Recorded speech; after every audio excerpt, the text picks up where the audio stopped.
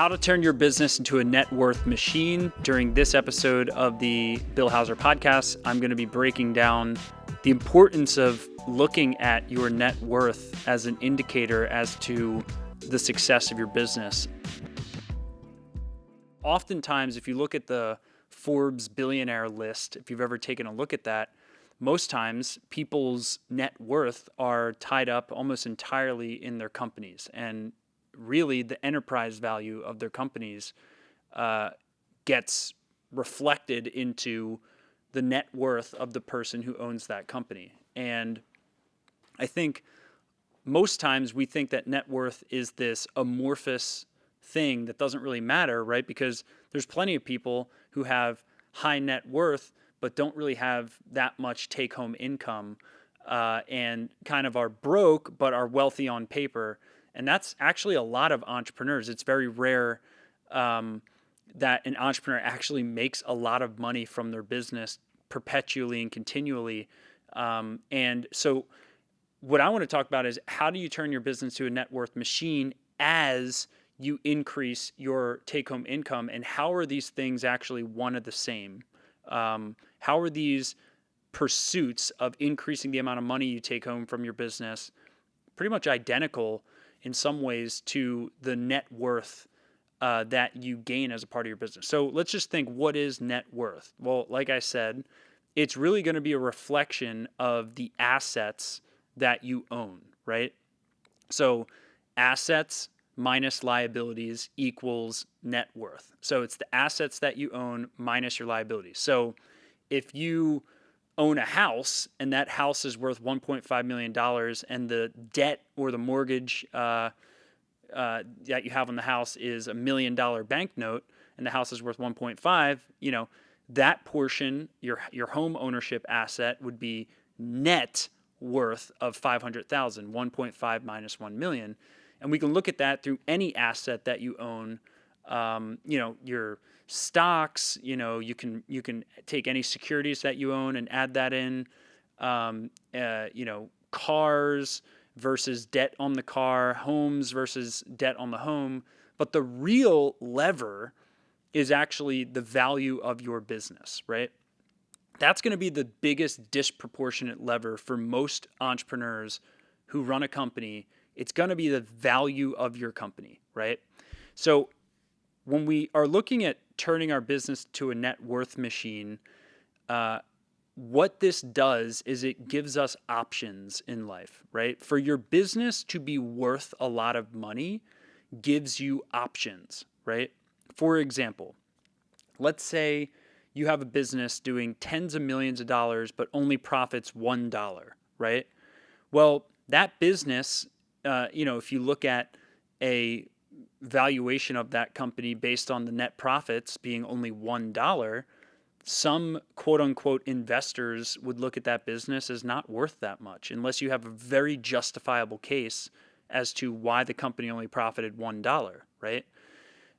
So it's much better to always operate from a place of not needing to explain away why your business is not profitable. But unfortunately, for most entrepreneurs, it is not like that. You want to be at a place where your profit and loss statement tells the story of your business with little to no adjustments needed. Meaning, at any given point in time, you should be able to forward your profit and loss statement to anyone and not need to make any adjustments to it. Because your profit and loss statement and your balance sheet, but for most businesses, your profit and loss statement is going to be the primary measuring stick through which someone will appraise your company, right? And it was a very rude awakening and big maturity building experience for me to learn this the hard way. When I started my company S&B team, my only measuring stick in the beginning was top line revenue growth, right? So the only thing I cared about in the beginning of growing S&B team, in addition to, always improving our service delivery and the quality of our coaching and all that stuff, was really top line growth. That's what my measuring stick as an entrepreneur.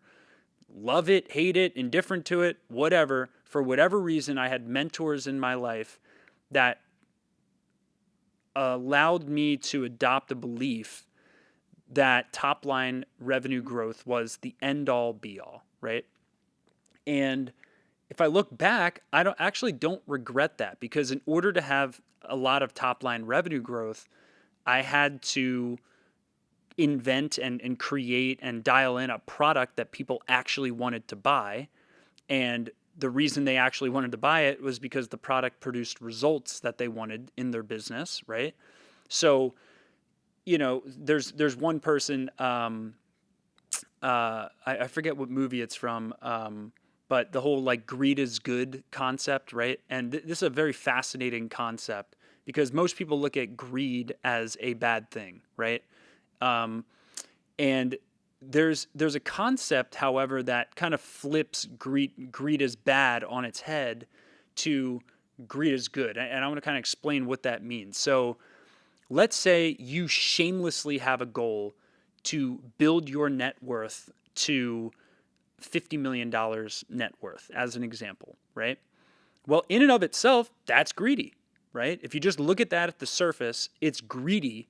Most people would label that as greedy, for you to have such high aspirations for yourself to get your net worth to 50 million. Why? It's all about you. It's about your net worth, right? That's why you're watching this podcast and video right now, right? Is you want to build your net worth, right?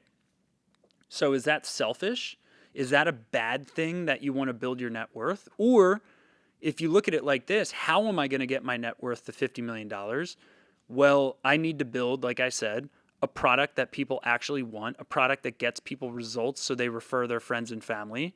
So is it actually a bad thing that I have a quote unquote selfish pursuit of building my net worth, right? That is technically a form of greed. I don't know. It's indifferent, because it ultimately comes down to the character of the person who has that goal, right? If you have a bad character, you're an unethical person, and you set a selfish goal to build your net worth, you're probably going to cut corners to do that. You're probably going to rip people off to do that. But if you have great character and you are a trustworthy, upstanding person that wants to give more than they get in their business transactions, and you set a goal to build your net worth, you're probably not going to rip people off, and you're probably going to do the right thing more frequently. And I think this is a very important pursuit for entrepreneurs, because ultimately I can't think of a more important measuring stick than your net worth. So from a company perspective, what is the fundamental truth? I've thought a lot about this, and there's really only a few fundamental truths of focus that must occur in a business for your enterprise value, or the value of your company, which the percentage of your company that you own multiplied by the value of your company is your net worth.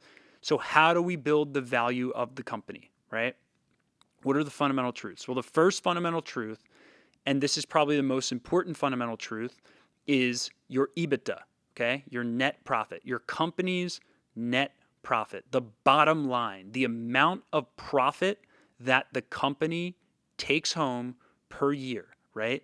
That number is what 99% of people are going to value your company based on, right?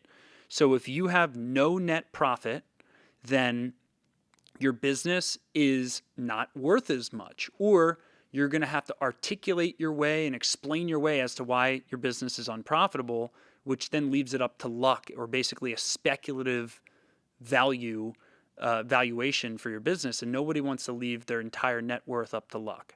So the most controllable lever is profit, okay? Now, why? Because to calculate your business's enterprise value, 99% of people are going to associate a multiple on your business's net profit, right? Okay. So if we start with net profit as one of our measuring sticks to building our net worth through our business, we have to make our business extremely profitable, and we have to not be guilty about our business being extremely profitable, right? So this comes back to the greed is good or greed is bad concept. If you want to build an extremely profitable company, what do most people think that striving for profits is in society, right?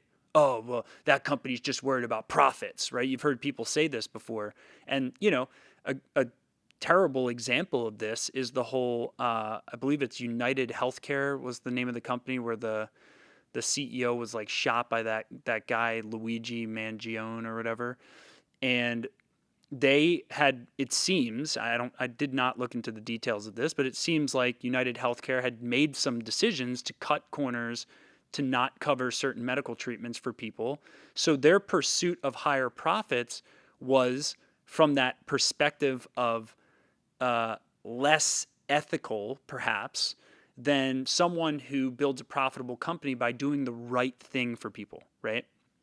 So the first pursuit has to be around having a highly profitable business if you want your business to be worth something. Now, why is this such a big lever? Well, let's say you wanted to build a company that's worth $250 million, right?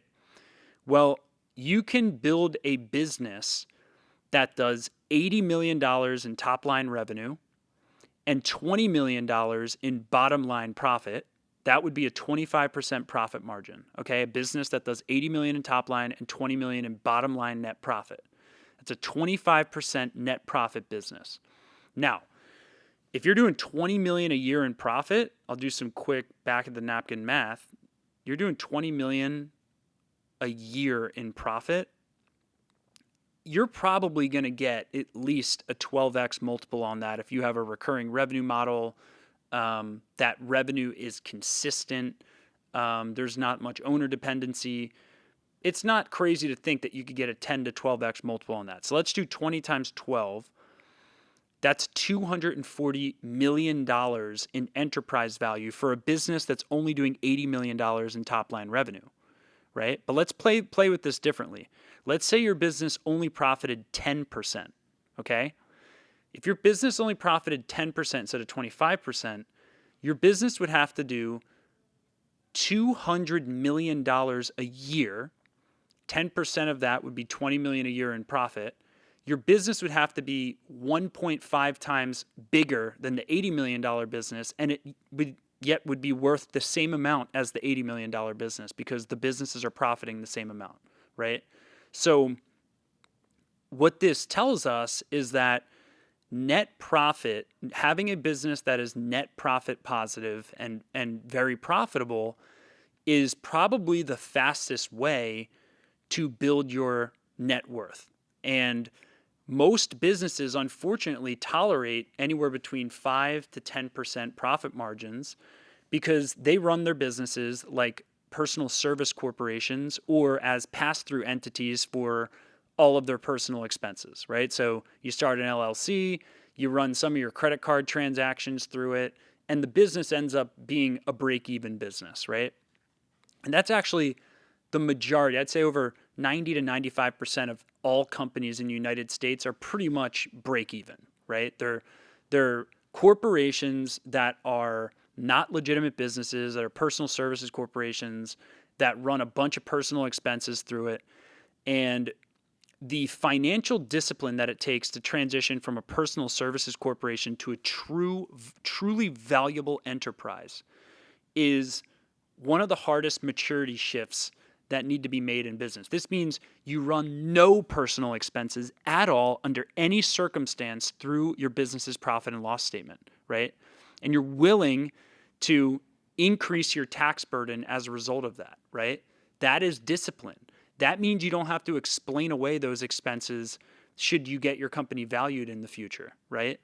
And if they are personal expenses, then you're baiting the system. You're committing tax fraud when you run personal expenses through your business. So it's also the right thing to do, right? To not run personal expenses through your business. Another thing that you'd look at is what are the services that you provide that are actually profitable and what are the ones that are not profitable, right? And making tough decisions around those things. Oftentimes, people make an excuse to themselves that they have a loss leader. And I call it a loss loser because if something is creating a net loss in your business, it is a loser, right? And unless you can prove to me or to someone else that this loss leader is actually resulting in downstream clients at scale, downstream profitable clients at scale, you shouldn't provide any services that are a loss to your business, right? It's stupid. It's it's mental laziness that causes us to not want to make these adjustments in our business for fear of change, right? And what is, what is critical here is open-mindedness around making net profit-based decisions that are best for your customers, that are three-way wins, as I call it. Win for the company, win for the team's morale, and a win for your customers, okay? Win for a company means every decision that you make in your company should, number one, first and foremost, be a win for the company's financials. Why? If the company does not have healthy financials, it cannot afford to employ anyone. It cannot afford to deliver value to its clients, right? You don't have a business if you don't have financial well-being. So all the decisions you make must first and foremost be in the financial well-being of the company.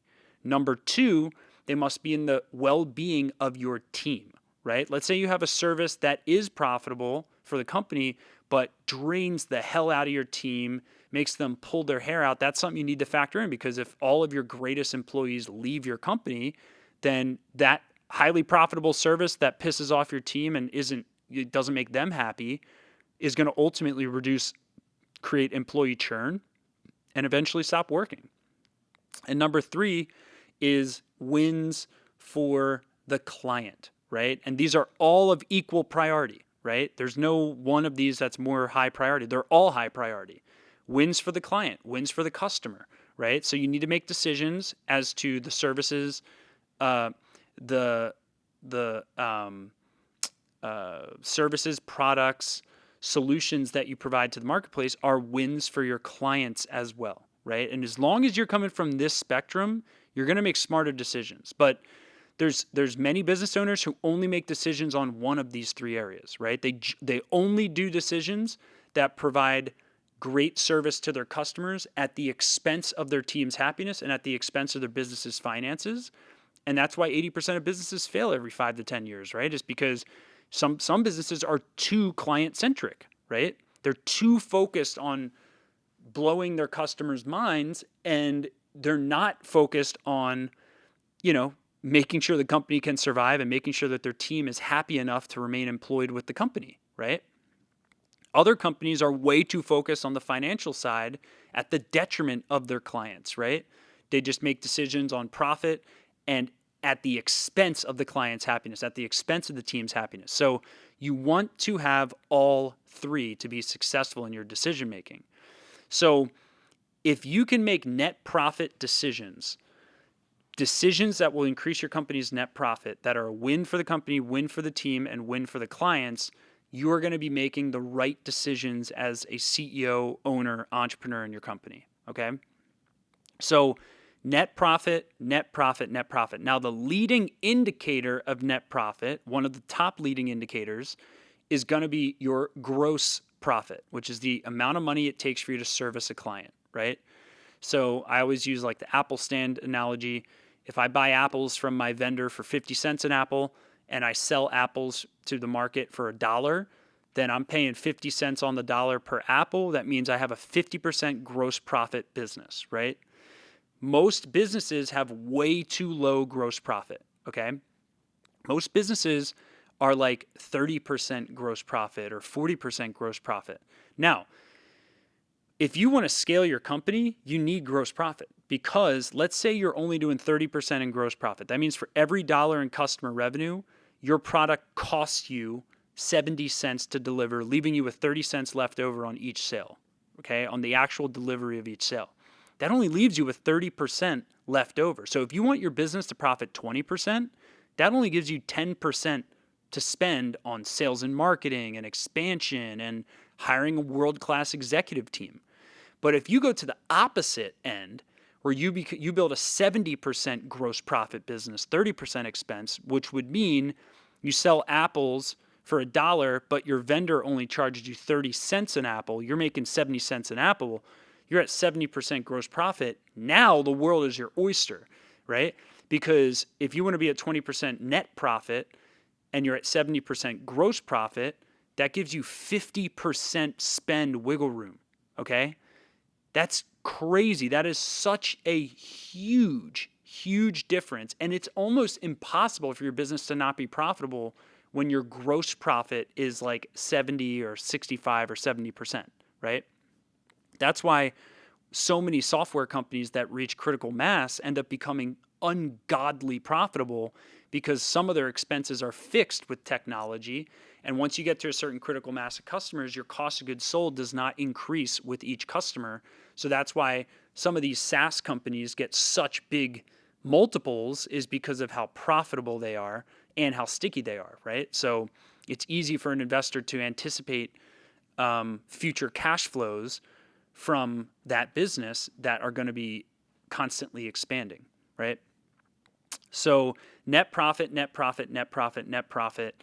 It's the most important lever, and you want to make net profit-based decisions from a perspective of wins for the company, wins for the team, wins for the clients. Okay.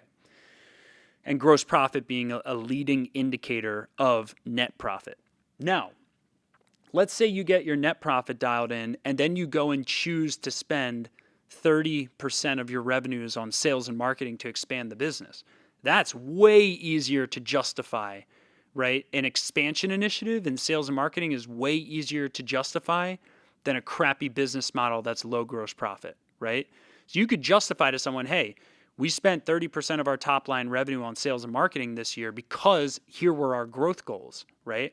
But we only needed to spend half of that to grow at a more reasonable rate. So half of our sales and marketing spend was voluntary expansion spend, right?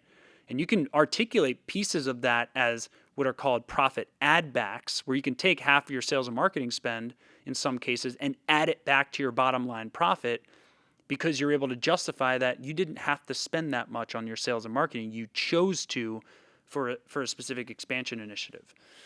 So when you look at it from that perspective, and then and you start making net profit-based decisions, that's 80% of the battle.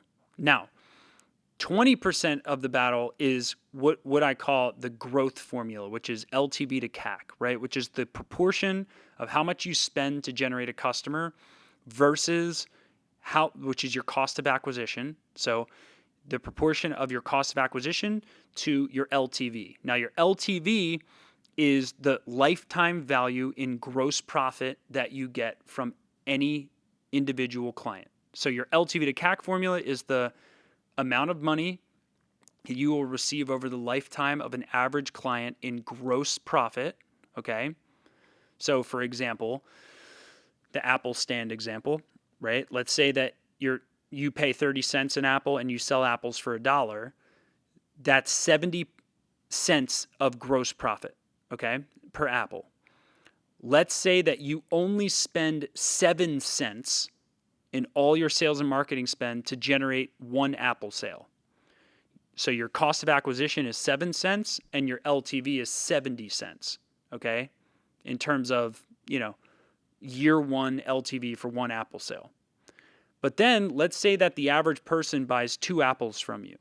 So getting one apple sale actually means you got 2 apple sales. So that takes you from 70 cents in profit per apple to $1.40 of gross profit per customer, because each customer buys an average of 2 apples. 70 cents times 2 is $1.40. $1.40 to 7 cents cost of acquisition means that you're at a 20-to-1 LTV to CAC ratio, right? If you're at a 20-to-1 LTV to CAC ratio, that's what we call a breakthrough business. That is a business that it's going to be very hard not to grow, because when your cost to acquire a client, really when your cost to acquire a client is 10 times less than your LTV, that's really where breakthrough businesses start. You can make an argument that 8-to-1 is technically a breakthrough business, but that 5 to 6x mark is where you're going to have a healthy, scalable business.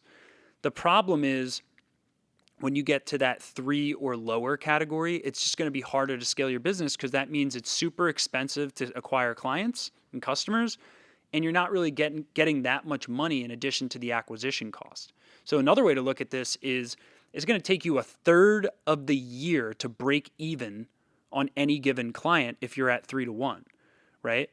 So for example, let's say it costs you $10,000 to land a client and your average client grosses you $30,000.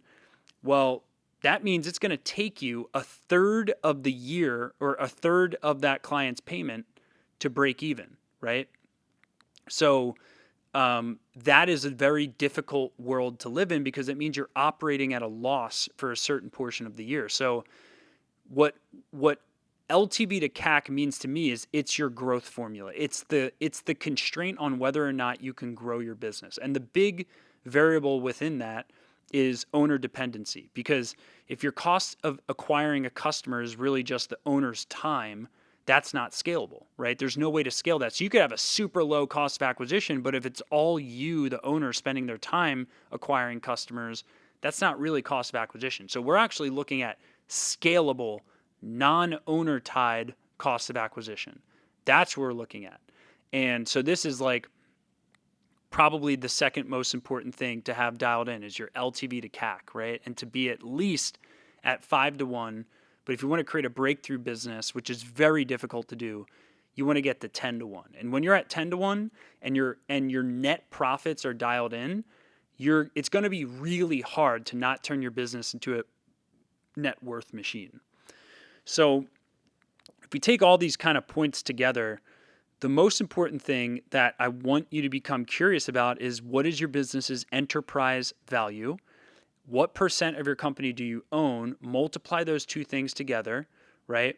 That is the net worth that you have gained from your business. And the biggest levers that you're going to be able to pull to build net worth through your business is going to be net profit and LTV to CAC, which is going to control your growth rate, right?